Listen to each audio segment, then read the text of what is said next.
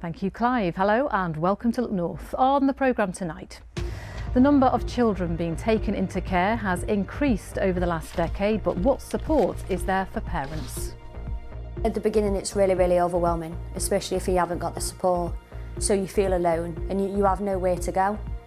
I was completely closed off from any meeting at all, so I completely shut down. We visit a project supporting mums in Sheffield.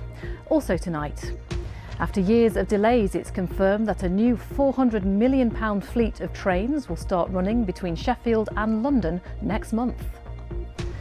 With the budget just days away, the Chancellor is urged by Yorkshire's film industry to do more to help them.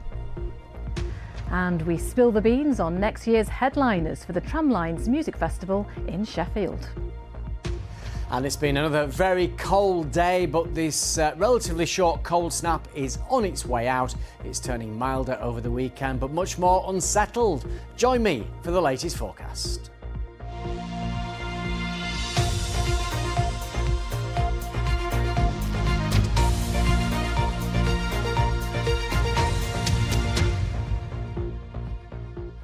Good evening and welcome to Friday's programme.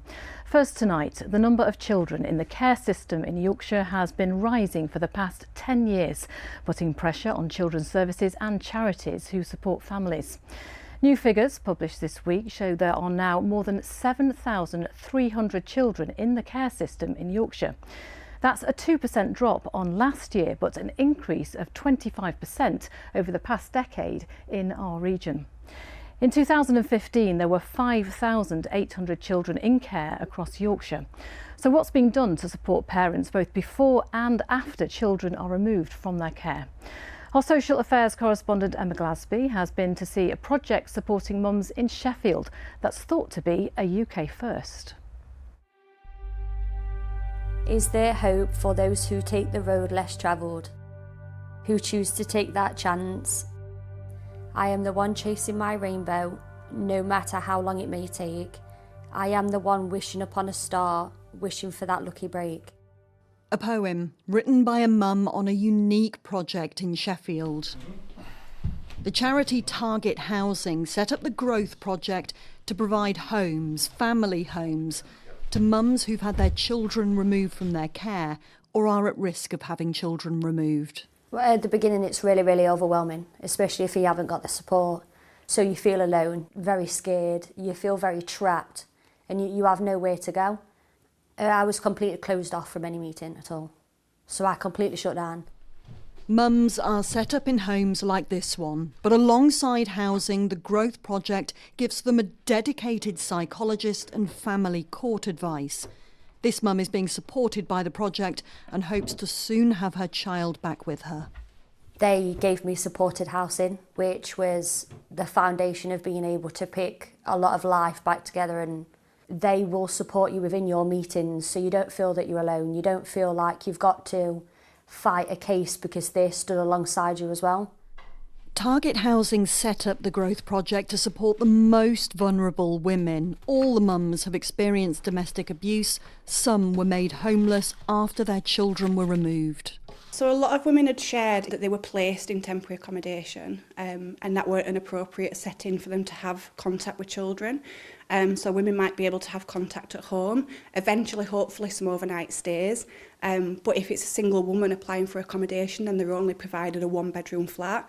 So all our properties are 2-bedroom plus to provide space for children to be there, be returned, or just hope that that can happen. The Growth Project was developed with the help of other women who've experienced child removal in the past. When my daughter was born, she was removed straight from my care from the hospital bed. So I gave birth, I got her dressed, and about 20 minutes after, she was taken by the nurses to a special unit so the nurses could look after her. This mum had a traumatic childhood, grew up in care and ended up homeless when she escaped domestic violence. She struggled with drug addiction and her 2 daughters were adopted. What support did you have when your children were at risk of being taken into care and then were taken into care? I did have some support, a little bit of support from the children's centres when they were around, and then I remember them closing, so kind of that support did end quite dramatically. So Grove has a special place in my heart. There's not enough services that support on women with child removal. I feel like if I would have had something like this, I could have had a chance at keeping them, but there was no support. Having moved to Sheffield and turned her life around, this mum is bringing up her third child and wants to help others. For now, there are only 12 places on the Growth Project. They received 60 referrals in the first few weeks. Despite demand, they've not yet got funding for this to continue. Emma Glasby, BBC Look North, Sheffield. Well, earlier I spoke to Connie Muttock from the Centre for Young Lives. I began by asking how concerned she was about the amount of support families are getting before it gets to the stage of children being taken into care. We're really concerned. We know that too often families aren't getting support at the earliest opportunity. Too often the system is intervening late, and that comes at really significant cost, not just to the children and families themselves, but to the public purse. We're spending significant amounts on really costly crisis intervention and not enough on helping families earlier. Now, all the mums from that project have experienced domestic abuse. How much of a factor is it when a child comes to be taken into care? We hear really often that domestic abuse is a factor. It's one of the most common factors cited in children's social care interventions.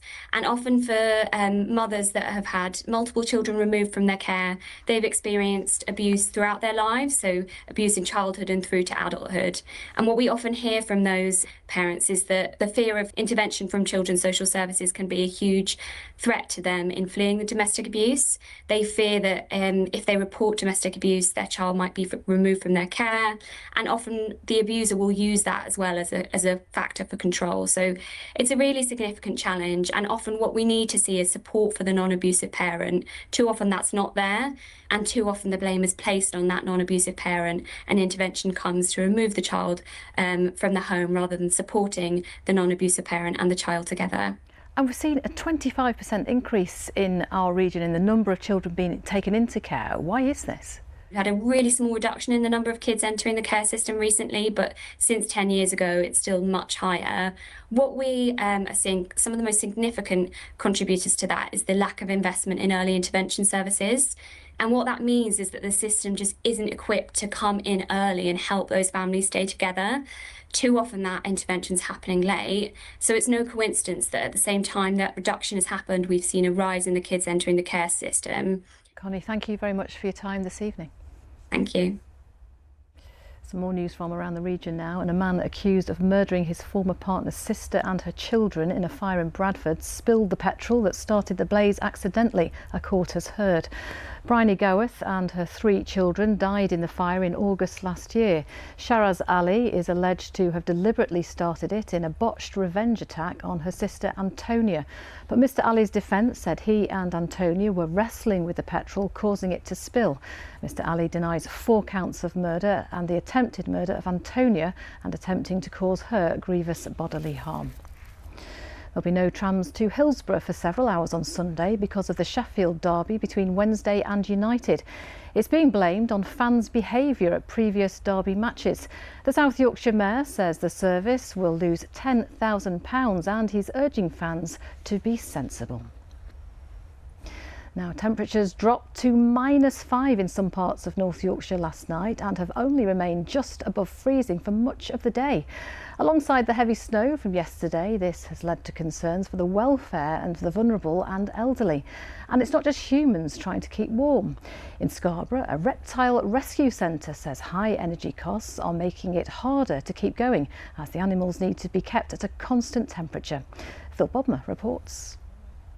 Like icing on a Christmas cake, this was the seasonal picture in Scarborough today.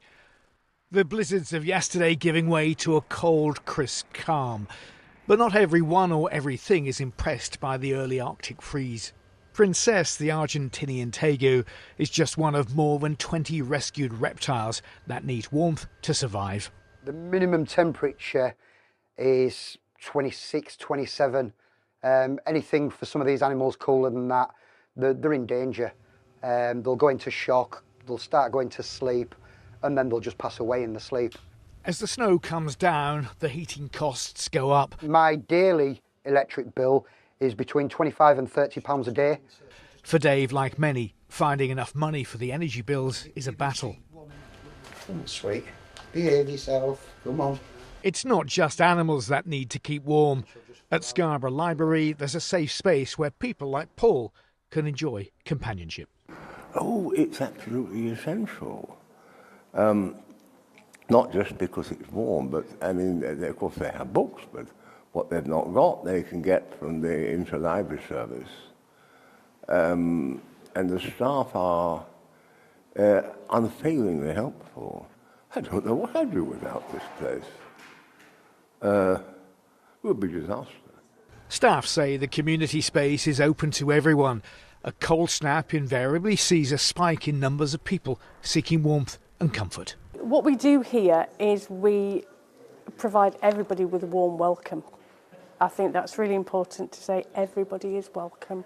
And what we can also do is we can offer support, and we can also signpost people to further support in the community.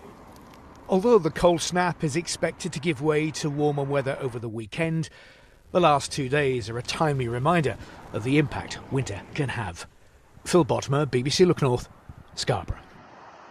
Yes, fingers crossed for some sunshine in that forecast. Now you're watching Friday's Look North, still to come on tonight's programme. In football, we look ahead with some devoted fans to the Sheffield derby this weekend.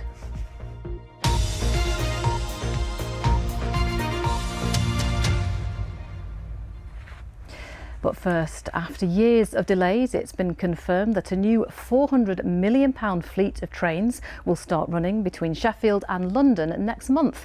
They're called Auroras, and there are 33 of them, and East Midlands Railway says they'll offer more seats and more spacious interiors for passengers on the route.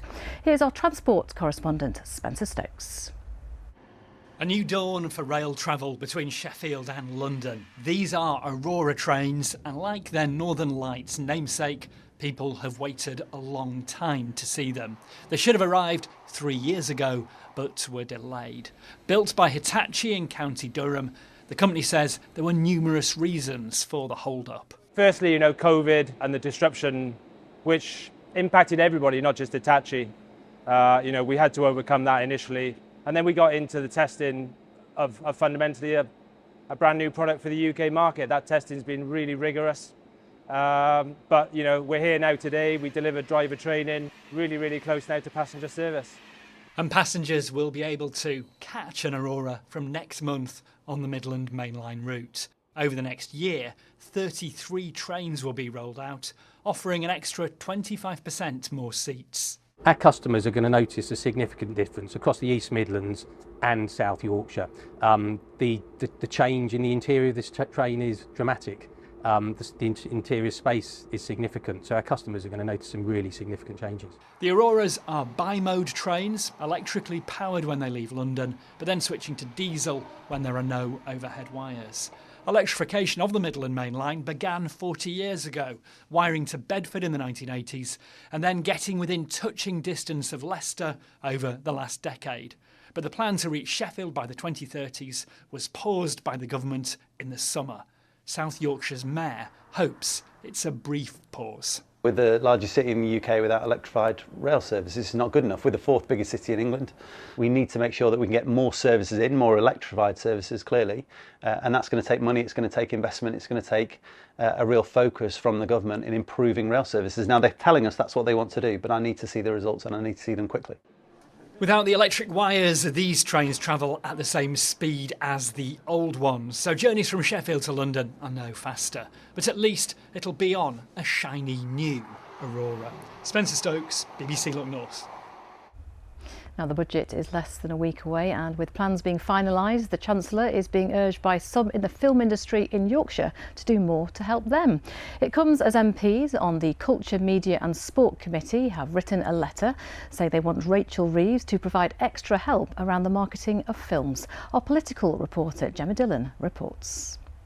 The film industry is big business, with many choosing to film large parts of their productions here, like Downton Abbey, a new Tom Cruise film, Marvel's Secret War, and the upcoming Harry Potter series.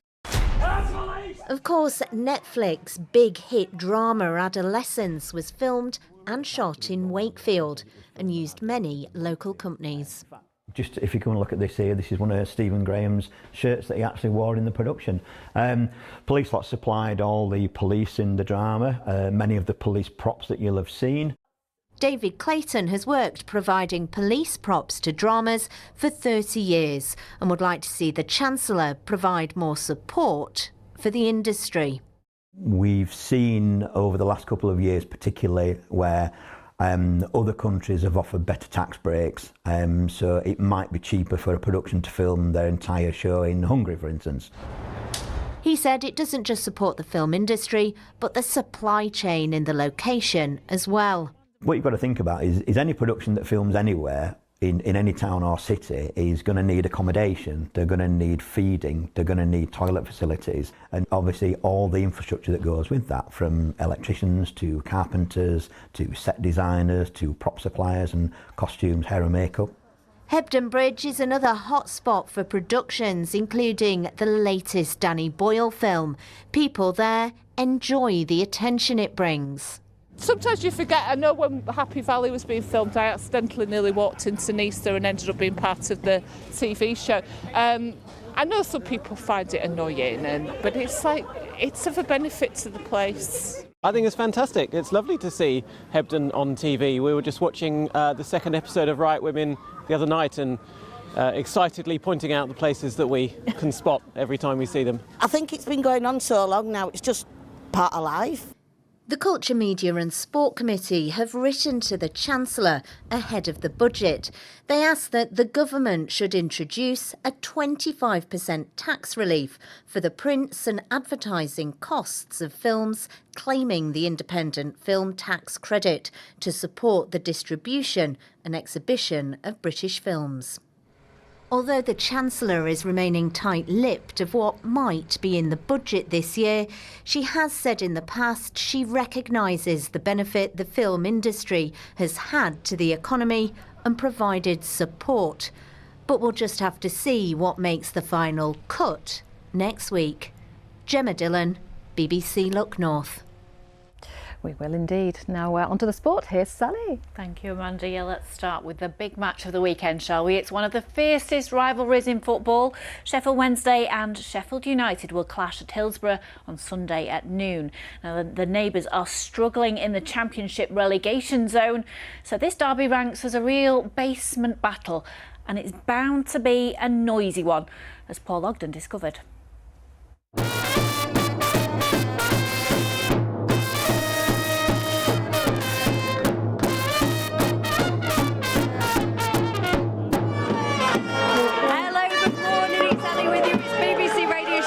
This is a very, very rowdy 54 Shoreham Street this morning as we look ahead to the derby. Wednesday fans, United fans, we're all going crazy.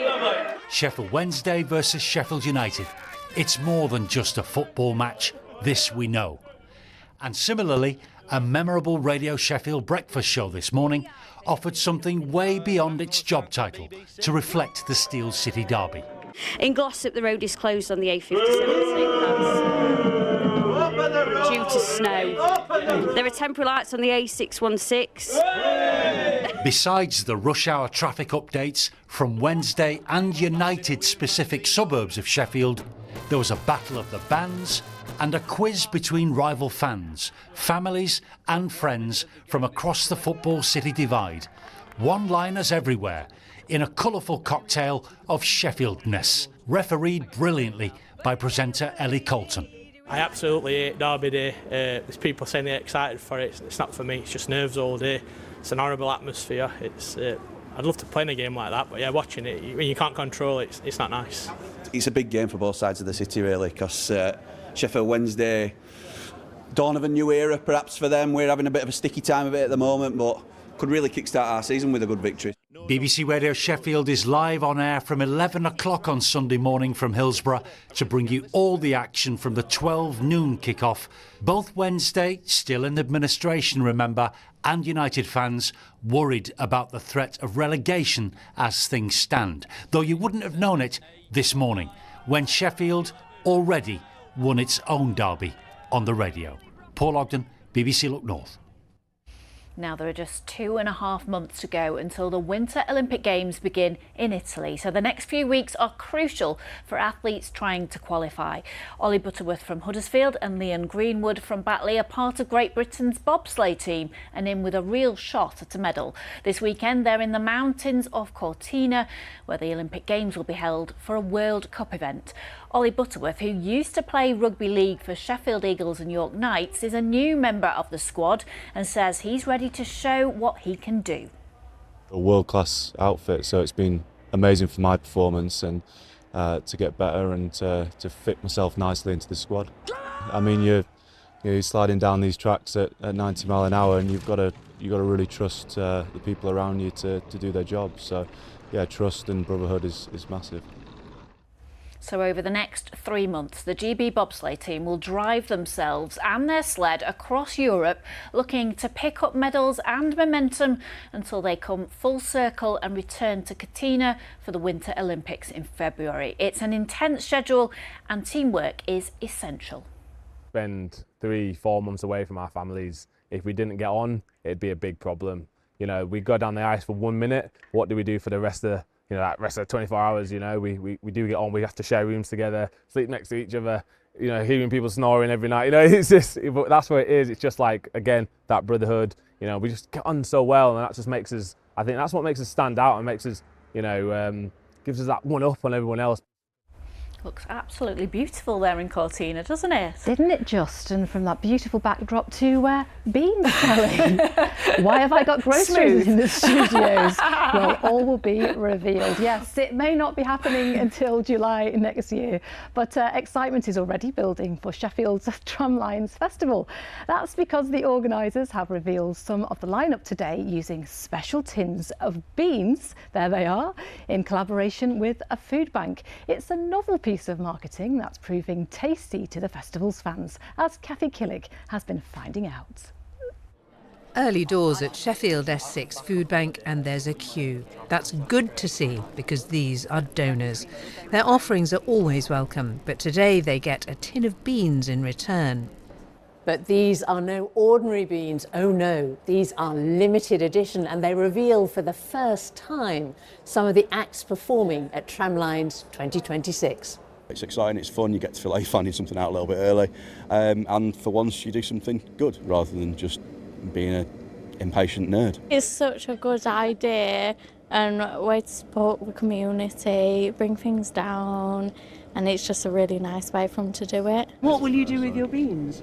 I think I will probably eat them and then display the tin in some kind of arty way. Oh, thank you so much. As people donate, they get their beans and a sneak scoop of who's heading to Sheffield next July. So let's spill the beans.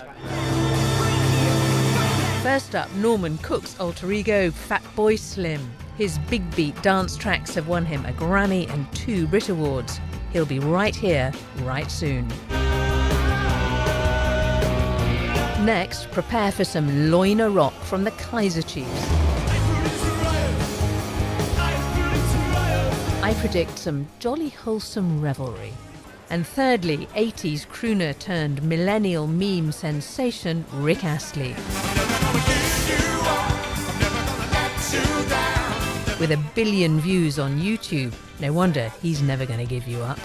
The Cortinas, Blossoms and the K's have also been revealed as performers today, and the food bank is truly delighted the big reveal is also shining a light on them. A Fatboy Slim. A Fatboy Slim. I got Rick Astley. Spill the Beans is a great concept and campaign. We're all about tins of beans here in the warehouse. So again, it's just a great link. It makes it fun, which is a serious issue that's going on in Yorkshire, that more and more people are needing to use our services. I've got Fatboy Slim. I've got the K's. I've got Cortinas. And how do you feel about that? Buzzing. Sounds like something for everyone already, but the full list goes public on Monday. Round here, beans means music. Kathy Killick, BBC Look North, Sheffield. Well, it got our attention, didn't it? A bit of Rick Astley for your tea? I don't mind a bit of Rick Astley, yes. Neither I'm a big do fan of the 80s. Never going to give him up. Thank you very much for that. Right, weather-wise, big changes on the way, but we'll start by depicting what a glorious day it's been today. That's a fantastic shot of York Minster. The skies were every bit as blue as that photograph suggests. But it was a cold start, and if you were up around about 7 o'clock, there was a beautiful orange hue on the horizon. That's the view from Skipton. And after that to start, when we got down to -5 temperatures, eventually it recovered. But if you've got any pictures, you want to get them sent in to me on X and Instagram. And don't forget the Weather Watcher website. There's loads of your pictures, especially where there's still snow across the Yorkshire Wolds and the North York Moors. But it is all change, I'm afraid, this weekend. We're back to the Atlantic dominating the weather. Low pressure. There'll be rain at times, although that said, tomorrow afternoon doesn't look too bad with some sunshine. But let me show you what's happening. We're getting rid of that cold northerly. This is the first weather front that will bring rain Saturday morning. Bit of a respite, another lot coming through on Sunday morning, and then low pressure gradually drifts into the North Sea early next week, a north or northeasterly, bringing showers. But then Tuesday and Wednesday, a ridge of high pressure means things should settle down a little bit. Not really a lot to show you on the radar picture. It has been largely clear, but you can already see tonight's and tomorrow morning's rain is currently coming across Ireland. So current timings bring it into the Pennines around about midnight or shortly afterwards. Now, the coldest point is right now. We've got a frost already, so watch out on the roads, but the wind will pick up tonight and the cloud will thicken. There's that rain. Might be a short spell of sleet or wet snow over the very tops of the Pennines, but that will turn back to rain. So eventually it does turn out to be quite a wet night, and we'll see temperatures closest to zero around about now, sort of 7 or 8 o'clock. Tomorrow's high water times, then let's have a look at those. Scarborough 4:59 and Bridlington at 5:19. So it's a grotty start, cloudy, outbreaks of rain and drizzle, the odd heavier bursts in there, but it will push into the North Sea quite smartly. It brightens from the west, and then the afternoon does look mostly dry with some sunshine. I wouldn't say it's mild tomorrow, but it's less cold than it has been. We're looking at temperatures around 8 degrees Celsius. As for Sunday morning, after a largely fine start, more rain spreading in from the southwest, followed by sunshine and afternoon showers frequent across the Pennines with temperatures around 8 or 9, and that is the forecast. Blimey, that's quite a mixed bag, isn't it? It is. Thank you very much, Paul. That's it from us. Do have a lovely weekend despite the weather, and we'll be back with the late news and weather just after 10 o'clock tonight. Goodbye.